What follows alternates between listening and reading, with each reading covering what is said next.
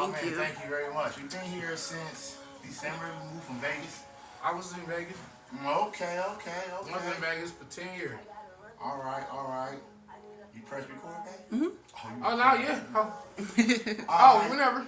Next time y'all can come to my house. Oh, no problem, man. I We don't know we, nobody out here. oh man, we just moved out here. You know, we had came from Rich moved out from Palmdale. We both from LA. Mm-hmm. We ain't Yeah, living in Palmdale for a minute, and then we ended up moving to Vegas.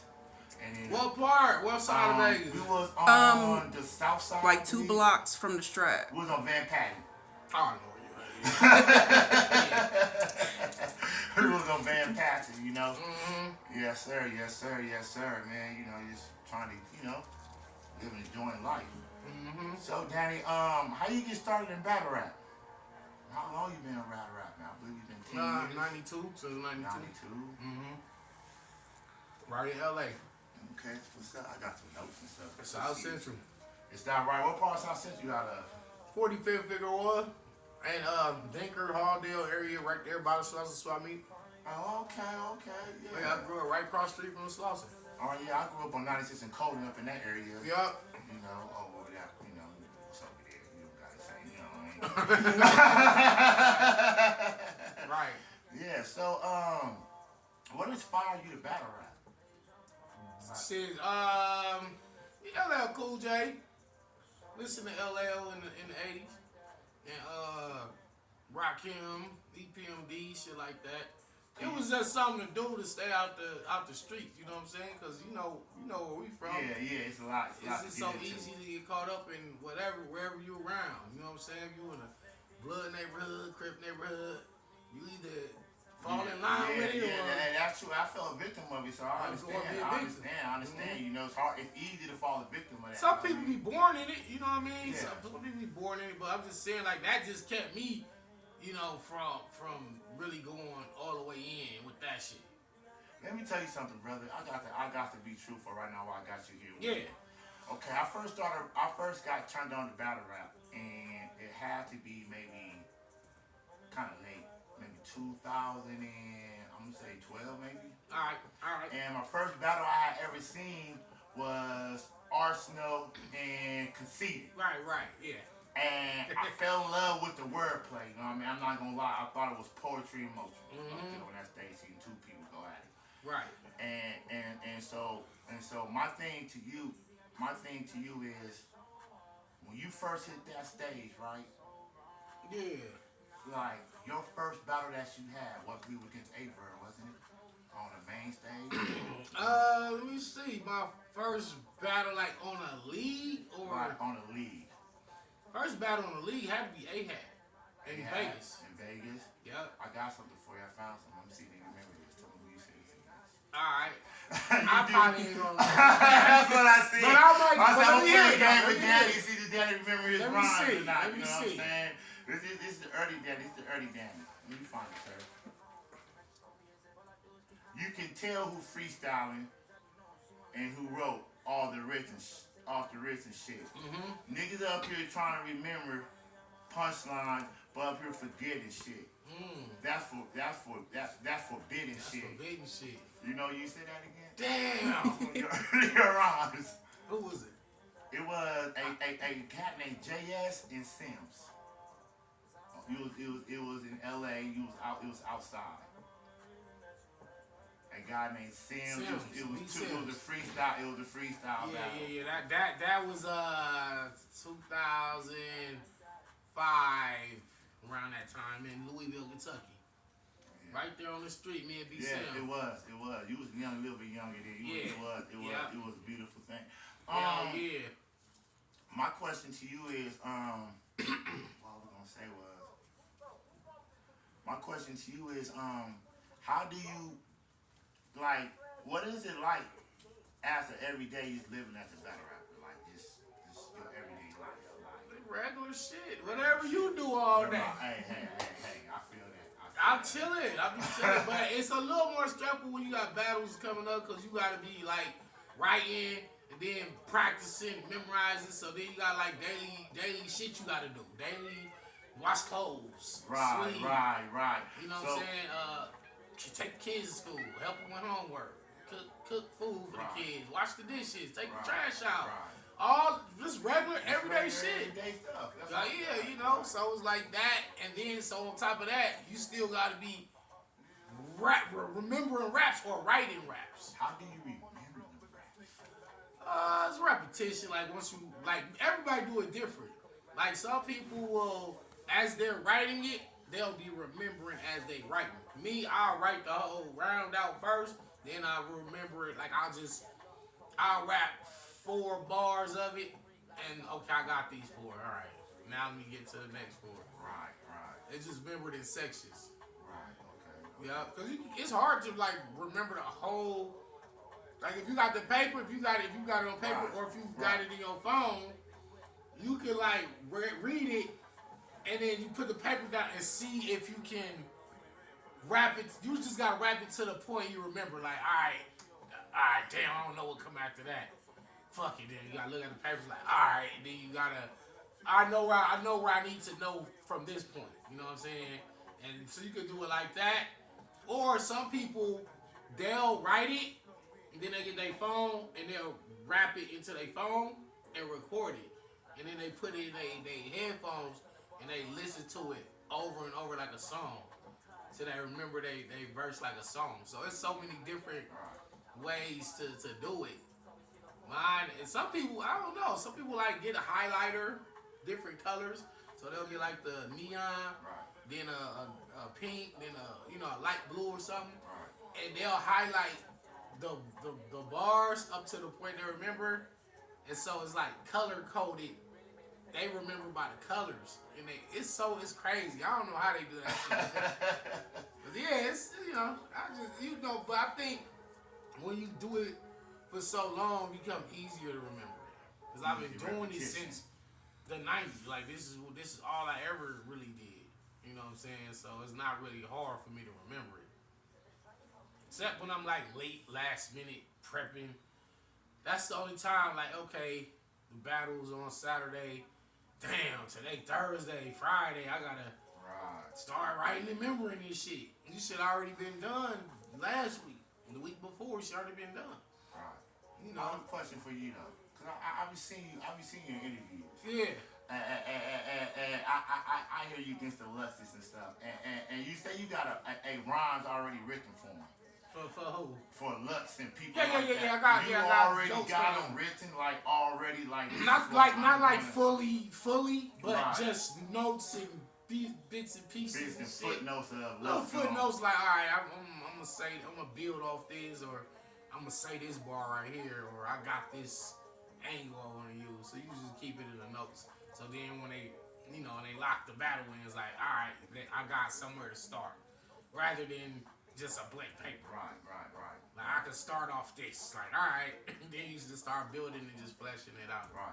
What was that moment when you developed yourself as a battle rapper early on? And as an athlete, I've been at that point before to where I know that, okay, I can do this. I know for a fact, no matter what, I am doing it. I can do this. It might have been. Damn. You know what? It's probably had to be 10th grade. Had to be 10th grade at Crenshaw High. Because in like 9th grade year, I already could rap, but I was scared to get in the ciphers. Right. I was scared, like all the seniors and 11th graders, they was in the circle every time at lunchtime and they was rapping. And they was real good. Like I knew I was good, but I wasn't like super confident that I was like day level. So then they graduated. All the seniors graduated, and then they just kind of left an opening of, okay, who's still gonna do it? So then when I got to 10th grade, I started getting in the ciphers. And then they niggas like, damn, nigga, you tight. Like, you should have been doing this shit in 9th grade. You know, I was just scared because I was scared of the older people that been doing it. So once I got in the ciphers and started just dominating like there, that's when I was like, oh, I know I can do this.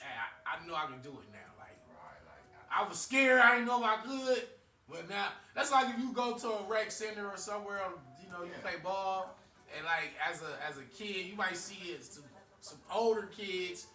They dunking, they real good. They can shoot threes, and you like, I know I can play, but I don't know. But then when you get on court, you actually making threes with And them. you It's like, like, okay, yeah, I can really do I this. can play with I them. And that's how it was when I first played football, right? I didn't know if I could, you know what I mean? And but when I first got hit, okay, I was like, okay, I can do this. It's no different than playing sideline pop. right. You know what I mean?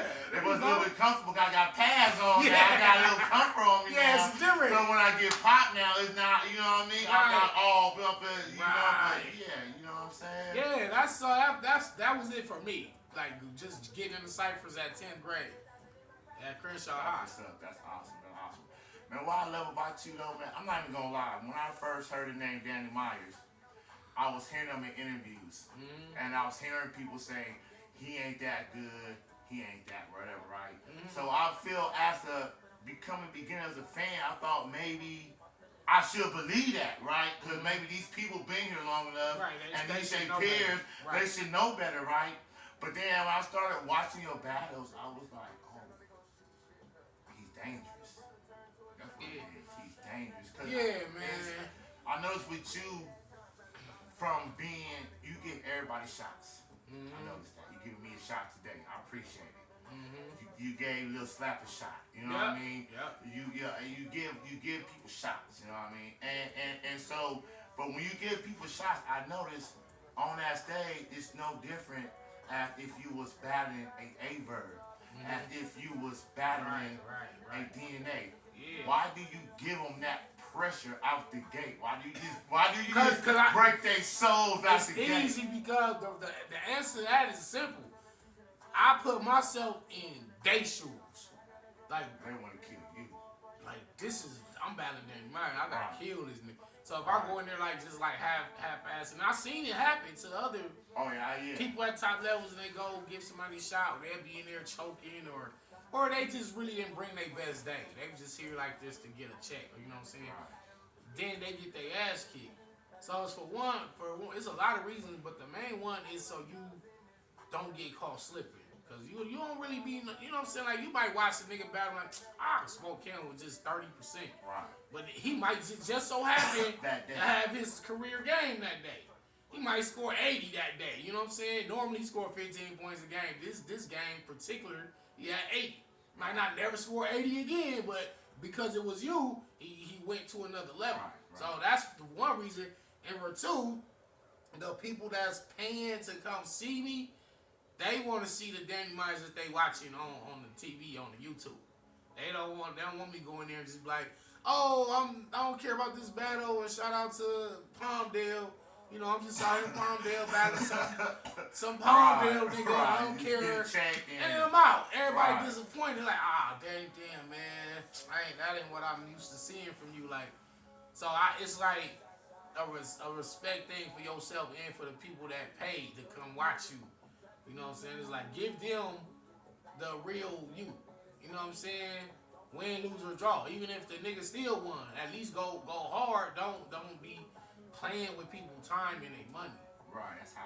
Because people respect that. They be like, you know how many times I went to like a small league, and then people was like, damn, Danny, like, I didn't know you was gonna go that hard, yo, bro. I thought you was gonna come out here playing, like, because other big names that came out here and they played. And so we kind of used to big names playing. Right. So they like, And another reason is because you never know when it's somebody first time watching you. Right. I've been doing this shit forever. I still be going to battles on these little small leagues, and somebody is pulling me to the side in the parking lot like, hey, bro, what's your name again? I'm like, I'm Danny. They be like, yo, hey, bro, this is my first battle event. I never came to no battle event before. Yo, you went hard, bro. I'm gonna start watching your battles from here on. That's their first time seeing me. I got 100-something, 200 battles on YouTube, right? But it might be his first time, so you always want to make a good impression on wherever you at.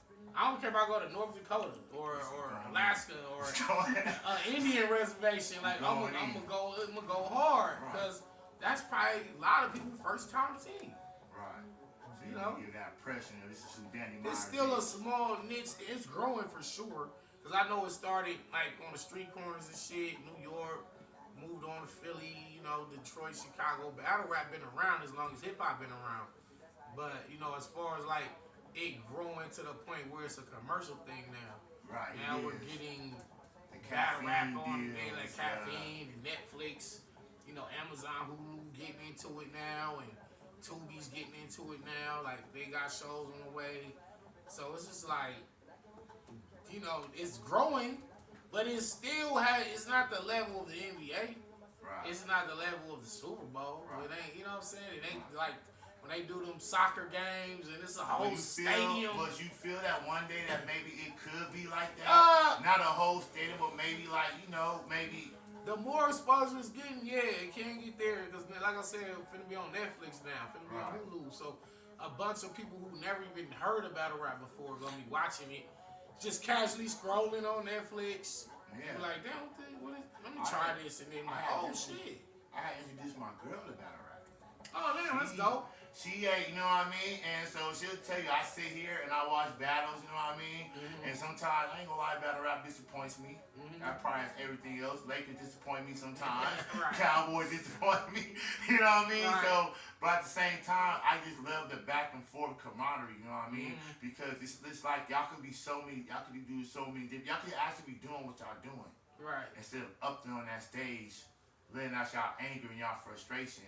Right. And I think fans don't know, like you said, y'all got everyday lives like us. Right. Just regular. The other day we had this meeting and you had to counsel because you had to do something with your kids. You know what I mean? Yeah. So it's like that's part of everyday life Yeah. that people probably don't really understand. They You know what don't I'm really saying? They don't get it. They don't get that when you hit that stage, you probably got. Tell them what was the last thing was said to you before you hit that stage. People don't be knowing, so it's like you gotta learn how to like just block all that out and just focus on the job. I think this job requires just as much focus and concentration as like if you're an airline pilot. They gotta be focused flying planes or working at some dangerous factory or steel mill or some shit like construction. Like you can't just be casually doing construction. Right. You got to take repetition. Yeah, you can't just be casually moving the fucking bulldozer or the operating a crane. That shit requires an extreme level of focus. Otherwise, somebody gonna die. Right. You feel me? And same thing with battle rap. Like, if you're not focused, you might be getting destroyed that day because you just, like you said, you never know what the last thing was said to somebody. Yeah. Personal issue, arguing with your girl, or one of your homeboys just passed away. It'd be a number of things that happen. So it's like we just make this shit look easy, but it's really not. You gotta do because I tell myself I could be a battle rapper.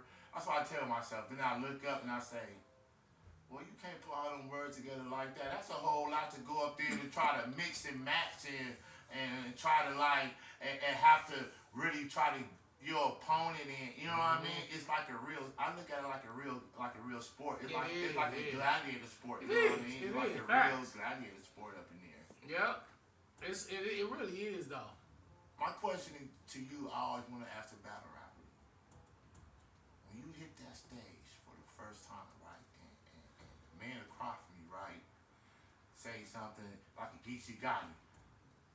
You never heard it before. Use a bitch. Or like when your battle with Clips just now, when he came with the you and your style can suck my dick. How do you come from where we come from? How do you keep your composure and be like, well, that's a good question. I tell people that composure is the number one thing you need in battle. I see. Like I said before, you got dope rhymes or dope vocabulary or performance and all that stuff. You need composure first. That's the number one thing. I see. Because it don't matter if you got all those other attributes and somebody say, nigga, fuck your mama, nigga, or fuck your dead homie. And that throw you off or you get angry, you ready to fight. Because now your mind is somewhere else now. And you're not focused on what you're supposed to be saying. And so I just came into it understanding this more of an act. If a nigga really felt like that for real, then it's like we can, after this battle or before, nigga, we gotta chunk him, nigga. You feel me? Ever been a time after a battle you had to You know what? Nah, you know what, man? A lot of my issues that I had, I settled all my issues before the battle. And a lot of like even with me and Tay Rock when we was going through our shit right before our battle, we shook hands and said, man, fuck all that shit. Let's just have a good battle. Oh, so a lot of people didn't know that. That's a beautiful thing. I don't think they knew that. Nah, none of that people didn't really know because I remember the inner. It's crazy you say because I think a couple of days ago I'm sitting there and I was watching you and Tay Rock back and forth. I believe I was outside. And Tay Rock was saying something. Cause he had followed me. Right. We already was going at it. I wasn't going at it with him. He was just tripping that day at the face-off. Yeah. So I'm like, nigga, I should flip this table over, and he's like, flip the table, flip the table. So now they cut the cameras off. Right. He's still talking shit. So I'm sitting there like, damn, nigga, you still talking? Like, what? The camera's off. Like, okay, like, and cut, nigga, cut. Right. He's still going. Right. So I'm like, okay, all right, this shit, like. And then I remember y'all went outside. We went outside. He's still talking shit, so I take my hoodie off and I say, come across the street. Yeah. I said, no cameras, no security, just me and you in the parking lot. I remember telling Babe, I said, Babe, you don't want to do that. He in the wrong spot to be going across this. I said, you know, I mean, shout out to Tay Rock though. Right. I remember the same time I seen Conceited, I remember seeing Tay Rock with a big black hat on. Yeah, he always had the big hat. Yeah, he always had the big hat on. And I wouldn't think Tay Rock would be where he would be at today. With everything that's surrounding him, everything he went through, the rumors, this and that, you know what I mean? Right. And I'm just like, I see the growth in him, you know what I mean? And it's a beautiful thing when you're able to see the growth in somebody in something like that. Yeah, you know what I mean? yeah. It's awesome. But yeah, number one thing is composure, man. Cause I honestly look at it like we acting, like it's an act. Like your rounds is your script, my rounds my script. Just like an actor, Tom Cruise. You gotta memorize your lines, and then they say and action, and then you gotta recite your lines, and then that's it, and cut. Same thing when they be like, okay, Danny Meyers, round one is on you. When they got the cameras rolling, you gotta recite your script. So to me it's acting. So when they doing all this, you pussy, you bitch nigga, fuck you, fuck your mama, fuck your girl, did this to your baby mama and all that. It's like, alright. And the crowd be like, ooh. I think that's the allure of battle rap though.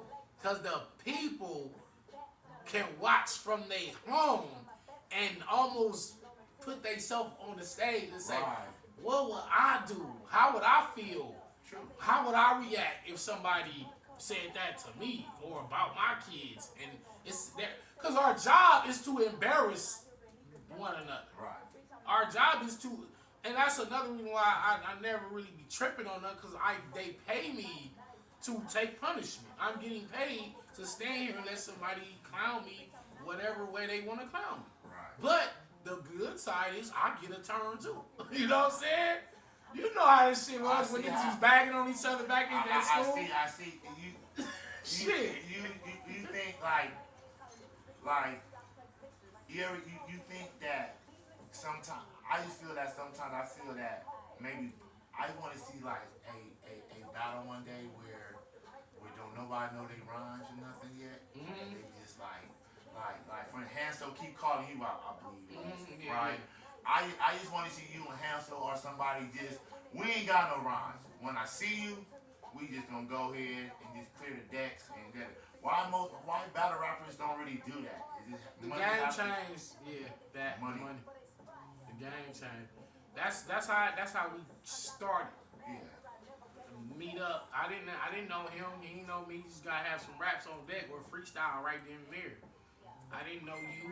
They're like, hey, Danny, I got a homeboy over on such and such block. That nigga the coldest in the whole world that we feel.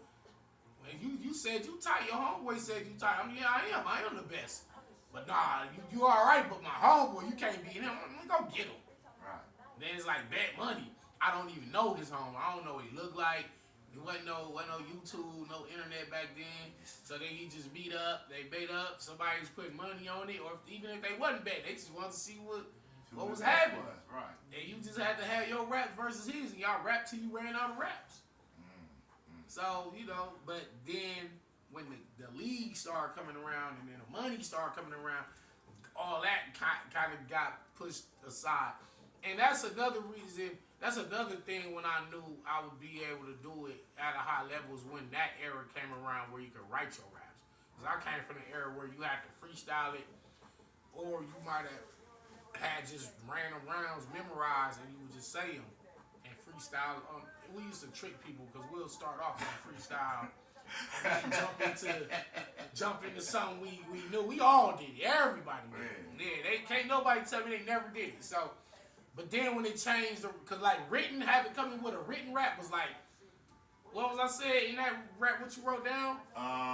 Forgetting shit. And that was forbidden shit. You said right here.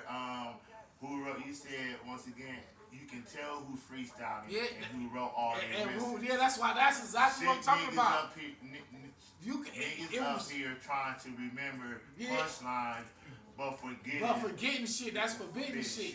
So it was forbidden to actually rap written raps. Like once we caught on that it was like, nah, that's too good. Like, nah, that's too well put together. You know what I'm saying? Because when a nigga freestyling, you might be a little sloppy here, or you might make up a word, or a word that don't even exist, but we can tell it's organic. Right. But when it's just too clean, nigga, like you wrote that. And you try to pass it off as a freestyle. And I wasn't that great of a freestyler. You know what I'm saying? So I'm watching all the other great freestylers, and they really, really good. I'm like, damn, I can't think that fast. Like, so it was like, yeah, I'm good, but I can't be at top level with that. I'm not good with freestyling, but if we could write it, I'd be dope. So then when the written era came around, I'm like, oh wait, I